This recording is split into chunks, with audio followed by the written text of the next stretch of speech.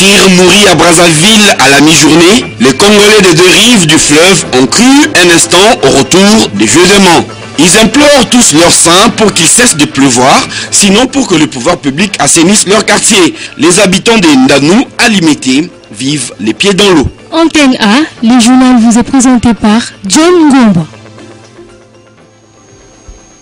Madame, monsieur, bonsoir. Le journal reçoit Roger Ngandou, manager de Wenge et BCBG. Avec lui, nous allons parler du concert de ce samedi au Zénith de Paris, le concert que va jouer JB Mpiana. Bonsoir Roger Ngandou. Bonsoir mon frère. Je reviens à vous tout à l'heure justement pour vous annoncer que des tirs ont été entendus lundi à Brazzaville, près du domicile d'un officier de l'armée recherché par les forces de l'ordre, suscitant la panique dans le centre de la capitale congolaise, selon l'agence presse AFP. Information prise, la police a entouré la résidence du colonel Marcel Ntourou, ancien secrétaire général adjoint du Conseil national de sécurité pour les désarmés et les délogés de la maison des fonctions qu'il occupe sur instruction du haut commandement militaire. Les forces de l'ordre se sont butées à la garde rapprochée du colonel en disgrâce, ce qui a été à la base des tirs nourris pendant un moment. Le colonel Ntourou avait été condamné en septembre à 5 ans de travaux forcés avec sursis pour complicité d'incendie involontaire et détention illégale d'armes de guerre dans le cadre des explosions meurtrières du 4 mars 2012 à Brazzaville. Retour à Kinshasa, à l'Assemblée nationale essentiellement, tout comme au Sénat, les élus n'ont pas pu examiner, comme vous le savez, les budgets à cause du dépôt tardif du projet de la loi budgétaire par le gouvernement congolais. En somme, la session a été quand même riche en contrôle parlementaire et les élus ont voté plusieurs lois, dont celle liée à la parité en République démocratique du Congo. Retour sur ce qui a été l'essentiel de cette session parlementaire dans ce commentaire de Blaise Lunda. Débuté en plein travaux de concertation nationale, la session ordinaire de septembre au Parlement aura vécu des moments graves au volet contrôle parlementaire. Pour la cessation des hostilités dans la partie orientale de la RDC, la représentation nationale a invité plus d'une fois le ministre Tshibanda des Affaires étrangères pour s'expliquer. C'est vrai qu'il y a eu des ratés avec l'absence une fois du député Fabrice Pouela, auteur de la question. Puis, la nation a été éclairée au deuxième rendez-vous. Si les groupes parlementaires MLC et alliés n'avaient pas assisté à l'épisode précité à cause du transfèrement de Fidel Babala à La Haye, il n'en demeure pas moins que Mumba Wivine, ministre de la Justice, s'est expliqué, elle, à son tour, sur l'arrestation et les transfèrements de Fidel Babala à la Hollande. Au Sénat, plusieurs initiatives du contrôle parlementaire ont été exploitées. La question écrite adressée au ministre chargé des Finances sur la rétrocession due à la production pétrolière dans la province du Bas-Congo. La réponse du ministre Fridolin Kaswichi de l'aménagement du territoire, urbanisme et habitat et des ITPR pour la bonne gestion du FONER, entendez Fonds national sur l'entretien du réseau routier. La structure de la dotation conventionnelle pour les actions sociales, le Fonds pour la formation et l'effort de protection du coût d'abandon des Pérencorep, puis l'adoption du rapport de la commission d'enquête sur la pollution causée par l'exploitation pétrolière à Mwanda dans la province du Bas-Congo. Le Parlement, à l'Assemblée nationale comme au Sénat, les élus ont voté plusieurs lois. La série des 13 lois autorisant la ratification de certaines conventions internationales dont l'aviation civile, la loi sur la libéralisation du secteur de l'électricité, la loi portant prévention, contrôle et réduction des armes légères et petits calibres ainsi que leurs munitions, la loi sur la programmation relative à la mise en œuvre de la réforme de la police nationale pour la période de 2014-2017, la loi fixant les règles relatives au régime général de la sécurité sociale, la loi portant création et organisation de la profession d'huissier des justices, enfin la loi sur la modalité d'application des droits de la femme et de la parité en RDC. À l'Assemblée nationale, la session ordinaire a été clôturée hier dimanche concernant la validation du mandat des députés à pourvoir. La question a été renvoyée sine die, mais la loi portant modalité d'application des droits de la femme et de la parité en RDC a été votée. Eric Izami, Blaise Lunda. Les deux chambres, Assemblée nationale et Sénat, ont autorisé l'ouverture des crédits provisoires pour un mois.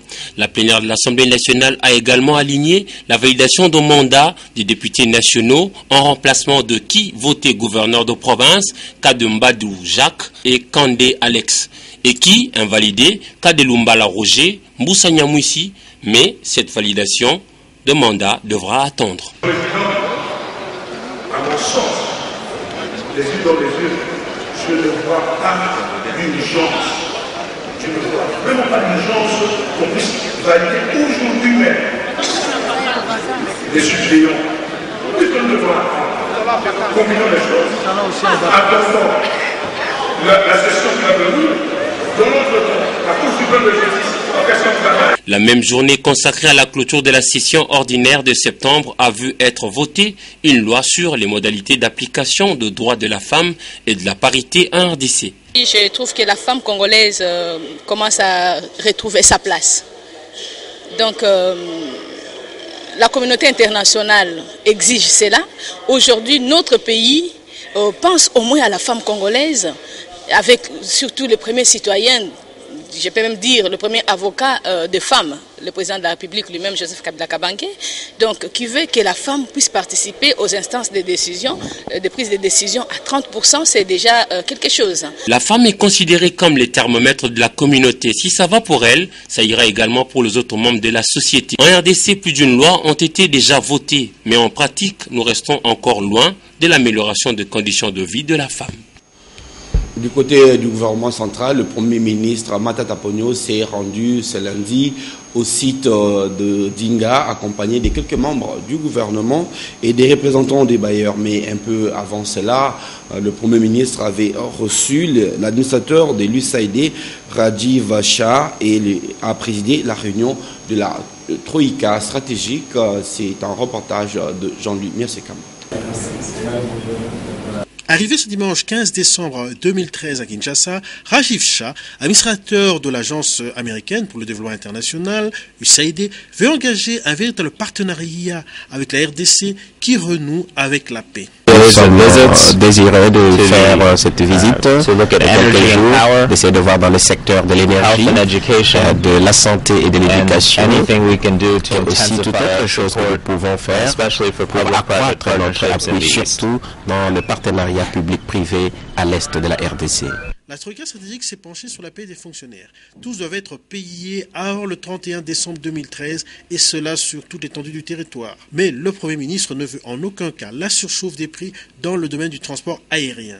Le Premier ministre a donné des instructions précises au ministre de l'économie pour faire en sorte qu'il n'y ait pas d'augmentation du tout des tarifs de transport aérien sur le plan intérieur. Parce que nous n'aimerions pas que certaines entreprises puissent profiter d'une situation un peu de monopole dont elles jouissent pour procéder à des augmentations intempestives des tarifs de transport aérien. Les fêtes de fin d'année sont comme un résumé psychologique ou un baromètre de l'année qui s'achève. Les passer avec des poches vides serait donc un cauchemar pour les Congolais. On va parler justice. En fait, nous allons revenir sur deux procès qui se sont tenus la semaine dernière à la Cour militaire de Kinshasa. Il s'agit de l'affaire des présumés assaillants et l'affaire Pasteur Denis Lessi. Sylvain Kapombo revient sur ces procès.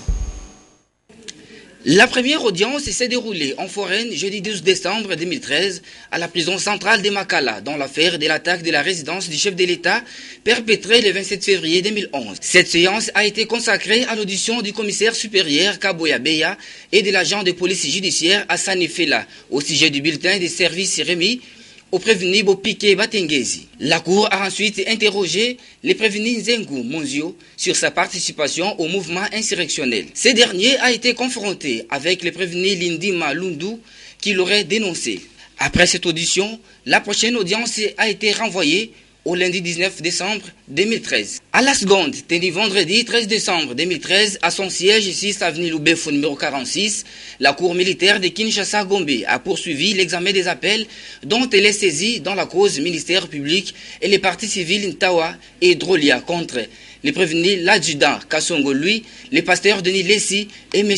Ukunimo Thierry. Les trois prévenus avaient été condamnés au premier degré par le tribunal militaire des garnisons de Kinshasa-Gombe pour association des malfaiteurs escroquerie, violation des consignes et incitation des militaires. Devant la cour militaire, le ministère public a fait état de l'entente préalable qui a existé entre les prévenus Denis Lessi et Kassongo, laquelle a abouti à l'escroquerie du ministre honoraire du budget Jean-Baptiste Ntawa pour une somme de 135 000 $ américains et un véhicule Hyundai. La défense a considéré les propos de l'organe poursuivant comme des simples allégations et lui a demandé d'apporter les preuves ou mieux les éléments constitutifs de l'association des malfaiteurs et de l'escroquerie retenue contre ses clients. Après avoir entendu toutes les parties au procès, le président des séances, le colonel magistrat Massungi Mouna, a renvoyé l'audience au 27 décembre 2013.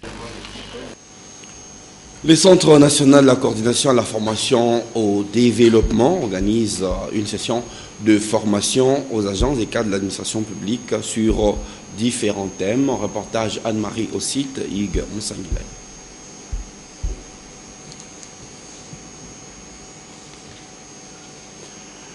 Eh bien, voilà, j'étais en train de vous dire que le Centre national de la coordination à la formation au développement organise une session de formation aux agents et cadres de l'administration publique sur différents thèmes. Il s'agit de la planification stratégique et opérationnelle ainsi que la pratique du tableur du Microsoft Excel. Cette formation a commencé ce lundi au siège du Sénacof. Si je suis en accord avec la régie, on va vous proposer tout de suite donc ce reportage de Anne-Marie Ossite et Hugues Moussangilay. Cette session de formation qui entre dans le cadre du projet de renforcement des capacités de gestion des fonctions de base de l'administration publique en partenariat avec les Sénarec vise à planifier et à identifier un cadre stratégique dans l'exploitation des différentes données. Durant 5 jours, les cadres et agents du ministère du Plan ainsi que les sous-gestionnaires des crédits vont renforcer leurs capacités dans l'utilisation de l'outil informatique dans leurs domaines respectifs. D'une formation que nous avions organisée en faveur de ce cadre sur une vue d'ensemble de la planification. Comme vous le savez, le ministère du Plan a pour vocation coordonner les activités sur le plan, tandis que pour le ministère du Budget, vous savez, élaborer un budget, gérer la chaîne des dépenses, c'est une activité importante au sein de notre administration. Et sans l'outil informatique, il est pratiquement impensable que ces corps de sous-gestionnaires puissent en sortir. Au total, 40 personnes participent à cette session de formation, dont 20 sous-gestionnaires des crédits. Je vous l'annoncer en ouverture sur ce plateau avec moi, Roger Ngandou, manager de Wenge BCBG. La grande nouvelle, c'est le concert de ce samedi au Zénith de Paris, je présume. C'est confirmé. Alors, c'est un concert, j'allais dire, de tous les enjeux et de tous les dangers aussi en même temps, dans la mesure où ça fait déjà plusieurs mois que des artistes musiciens congolais ne se sont plus produits, années, à peu près 4 ans. Oui, ne se sont plus produits sur les scènes en Europe. Alors, du coup, la question de la sécurité se pose. Est-ce que la sécurité est assurée autant pour les musiciens que pour ceux qui vont venir à ces spectacles? Oui, les mesures sécuritaires ont été prises. Mais nous tenons vraiment à souligner que ce n'est pas un défi qu'on lance à nos frères combattants. On ne va pas faire le bras de fer avec eux. Nous leur appelons à la raison, c'est-à-dire c'est un concert humanitaire. Ça fait plusieurs années qu'ils nous ont sanctionnés en nous traitant de collabos. C'est que nous avons trouvé injuste. Et la sanction a tellement duré qu'on doit répondre à notre travail parce que c'est notre métier, on n'a pas autre chose à faire.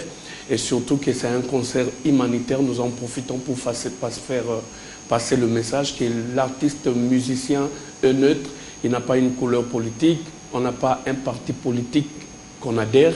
Donc qu'ils viennent. Mais déjà, en attendant de parler politique, je voulais savoir en quoi ce concert il est humanitaire, en quoi. Oui, c'est humanitaire, c'est-à-dire le producteur de ce concert du 21, c'est un Haïtien, donc un bon frère de tous les Congolais, c'est-à-dire il a eu à épouser notre sœur congolaise et c'est tout le temps, sa femme s'est plaignée par rapport à la situation que nous sommes en train de vivre ici au Congo. Il s'est dit pourquoi ne pas faire quelque chose.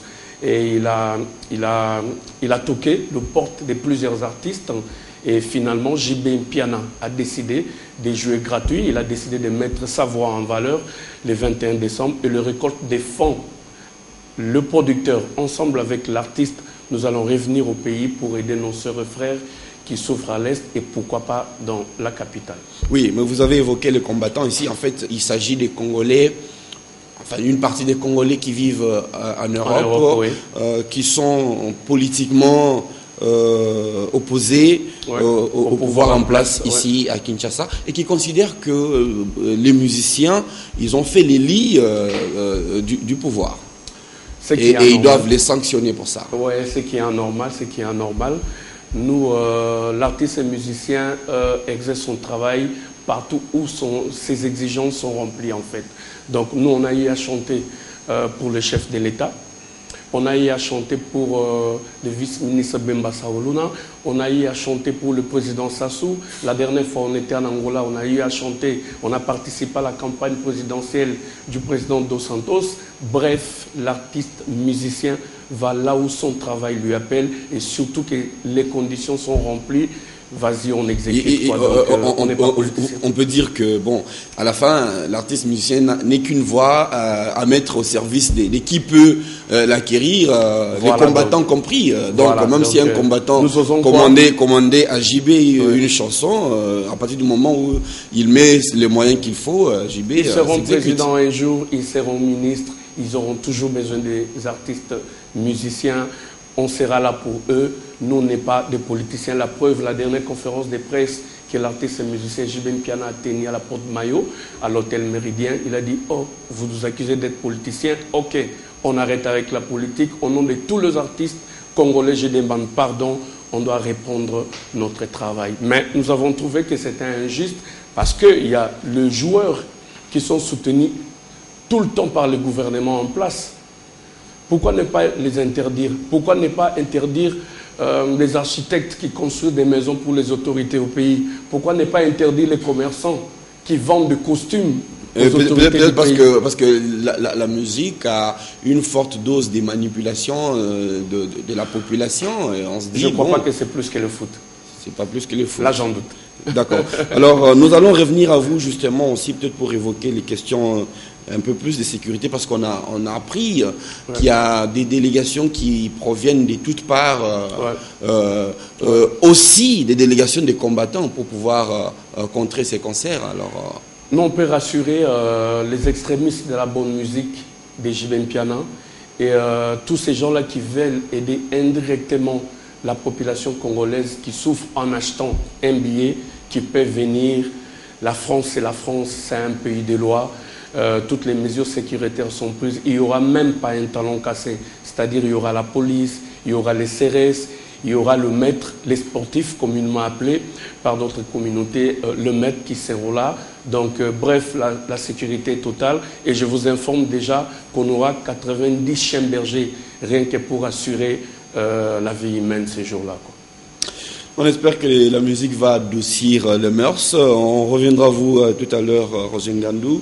Il est temps d'annoncer qu'une messe d'action des grâces a été dite la semaine dernière au parc Joseph Kabila à Mbandaka à l'intention du gouverneur de l'Équateur, lui, Alphonse Koyagalo, convalescent en Afrique du Sud. Vous le savez, c'était en présence des membres de l'exécutif provincial et des membres de sa famille biologique. Reportage de Sylvie Fortuné Mboula et Solange Kwale Mpembele. Ces moments de prière et de recueillement à Dieu est l'initiative de la famille Koya Diallo pour le rétablissement du gouverneur malade de plus près de 3 mois. Devant une foule de gens et les autorités politico-administratives de la ville, le prédicateur du jour a axé son exhortation sur la résurrection de l'eunuque fils d'une veuve tirée du livre de Luc chapitre 7 versets 11 à 16. Le Seigneur a essuyé les larmes des Équatoriens et de la famille car lui Alphonse Koya Diallo se porte bien et sera bientôt de retour au pays. Un culte d'action de grâce que la famille Koya Diallo organise. Donc c'est vraiment un cadre purement familial. La famille remercie Dieu par ce culte d'action de grâce par lequel toute la population qui a soutenu de près ou de loin par des prières, par des jeûnes pour le rétablissement prompt du gouverneur de Papa Koya Diallo. Koya Diallo, c'est notre frère, Koya Diallo, c'est notre fils, Mbandaka est chez lui. Et pour lier l'utile à l'agréable, la famille est allée au chevet des orphelins des Bamania, situé à 15 km de la ville d'Mbandaka. Le directeur de l'orphelinat exprime sa gratitude au regard de ces gestes de générosité, car cet orphelinat est dépourvu des frais de fonctionnement. La délégation a quitté l'orphelinat avec une promesse ferme, celle de revenir de temps en temps pour une assistance matérielle et financière.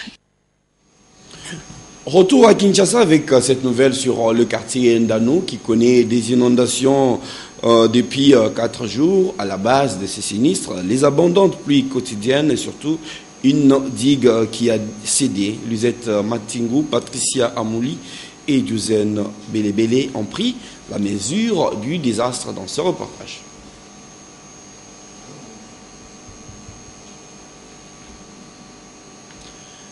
Eh bien, nous allons, pour permettre à la régie de s'apprêter, vous rappeler que les habitants du quartier Ndano sont pratiquement sinistrés depuis 4 jours. Ils vivent les pieds dans l'eau à la suite des pluies diluviennes qui pleuvent, qui tombent sur Kinshasa ces jours-ci, et aussi à cause d'une digue qui a cédé. Un reportage de Lisette Matingou, Patricia Amouli et Douzen Belebele. Le quartier Ndano sous les eaux. La pirogue devient le moyen de transport le plus adéquat. Le véhicule 4x4 ressemble à des engins amphibies. Ses habitants délimités ont le pied dans l'eau. On peut imaginer le problème de salubrité et de santé publique que ces inondations peuvent causer à la population. Les plus abondantes de ces derniers jours, l'absence de voirie et surtout une digue qui a cédé n'ont pu contenir les débordements de la rivière Njili. Ces débordements ne datent pas d'aujourd'hui. Chaque année, c'est toujours la même chose. Nous organisons des cotisations pour irriguer une digue en sac de sable au niveau de la rivière Njili. Mais celle-ci a cédé.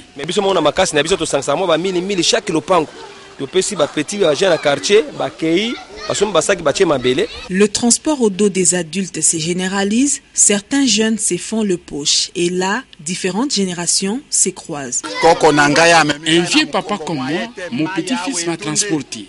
C'est grave, ce n'est pas bien. Je demande au gouvernement de s'occuper de ces inondations. Ce n'est pas normal.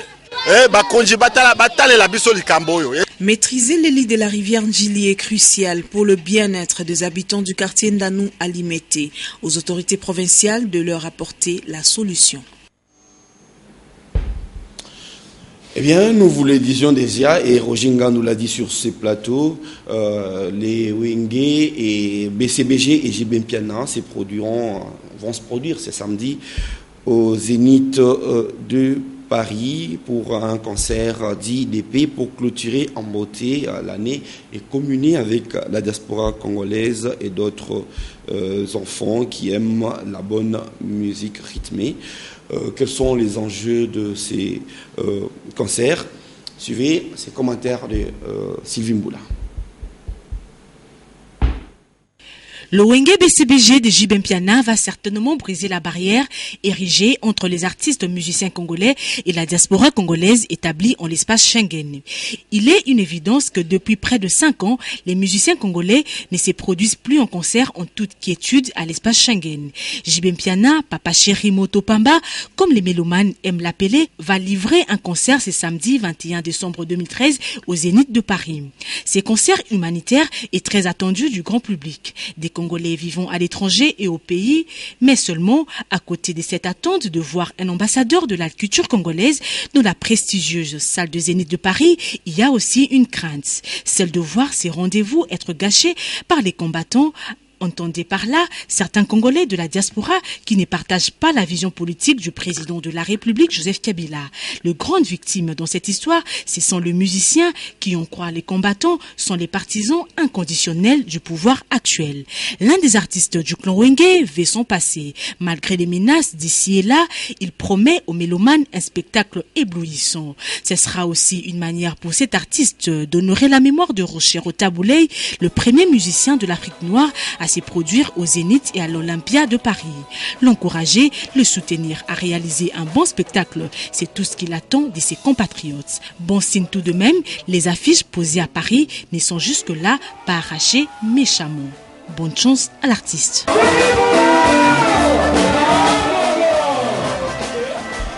N'empêche qu'on a quand même l'impression que c'est un défi réel quand même que JB Mpiana a pris sur lui d'élever. Ben oui, c'est vraiment un défi, il faut se le dire, il faut être franc. Ça fait 4 ans qu'on a été sanctionné injustement. Et là, les artistes et musiciens ont décidé de reprendre le chemin de travail. Et ce n'est pas facile par rapport à la minorité des gens qui, jusqu'à preuve du contraire, ne veulent pas comprendre que l'artiste est neutre, l'artiste n'est pas un politicien et la sanction doit arrêter, on doit reprendre. Et ce qui est intéressant là, il paraît que pour une fois, les artistes musiciens, ils ont fait front commun par rapport aux combattants et que JB s'est fait accompagner de certains de ses collègues, il paraît. C'est tout à fait normal, ça va de l'intérêt général. Donc, Papa Chéri JB Mpiana a pris les devants, il a pris les risques. Donc, nous osons croire que ça va bien se passer et cela va planifier, cela va, comment dirais-je, bannir les chemins pour les autres qui vont venir aussi après. Voilà, avec un peu du temps, peut-être nous reviendrons à vous tout à l'heure pour une ou deux dernières questions. Cette fois-ci, nous parlons sport, précisément rugby. Bien, vous le savez, la rencontre internationale de rugby entre la République démocratique du Congo et la République du Congo s'est tenue le week-end et s'est soldée sur 8 points à 5 en faveur de la RDC. Reportage de Ndaï Lambuchi et Damien Mahongo.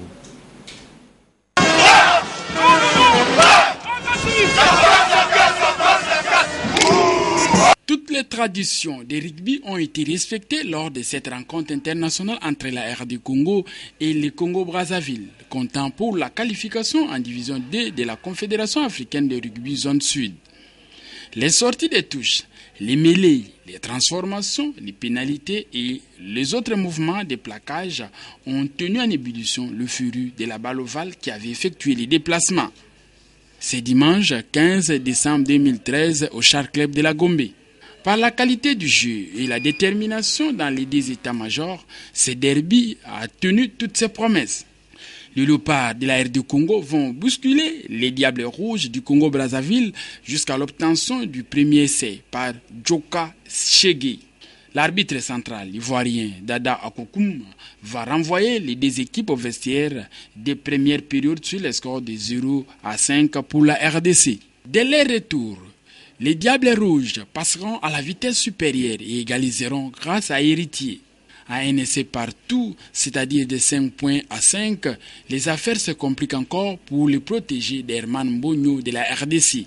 Soutenu à bras le corps par leurs supporters, le capitaine Teddy Chiswaka va botter et marquer la transformation au grand bonheur de ses coéquipiers des léopards de la RD Congo. Après, plus rien ne sera marqué. Au finish, la RDC bat le Congo-Brazzaville sur le score de 8 points à 5. Il se qualifie en deuxième division de la Confédération africaine de rugby car zone sud. A noter que maintenant, les regards des amoureux de la balle ovale sont tournés vers la Coupe d'Afrique des Nations de la spécialité qu'organisera la RDC en 2015. Aux décideurs politiques et sportifs de penser à ces sports, le rugby qui est complètement oublié par le gouvernement central. Dans un esprit de fair play et la bonne ambiance, cette rencontre s'est terminée. La troisième mi-temps prévue à la boîte La Quinta à la Gombe. l'ambiance à gogo. Bon. Soit, voilà, et nous ne serons peut-être pas en mesure de vous proposer pour des raisons techniques la revue de presse ce soir. Alors, pour terminer, Roger Ngandou, est-ce que vous avez réglé les problèmes des visas? Ça arrive trop souvent ces jours-ci, quand vous voulez sortir du pays, tout de suite on vous prend pour des réfugiés potentiels. Alors. De ce côté-là, il n'y a pas de souci. L'ambassade nous a octroyé des visas, donc nous confirmons ces rendez-vous du 21 décembre. Merci pour toutes les délégations qui viennent de partout dans le monde pour venir soutenir l'artiste et musicien JB Mpiana. Merci à tous ceux qui ont acheté les billets. Donc à la dernière nouvelle de la FNAC, nous tendons un guichet fermé, ce qui revient à dire que les gens étaient vraiment stressés. C'était le moment que la musique revienne. Merci Roger Ngandou et bonne chance pour vous et JB Mpiana pour ces concerts Zénith. Merci d'avoir pensé à nous. Merci à Sylvie Mboula, chef d'édition, et bonne soirée en compagnie des programmes de Antenne A.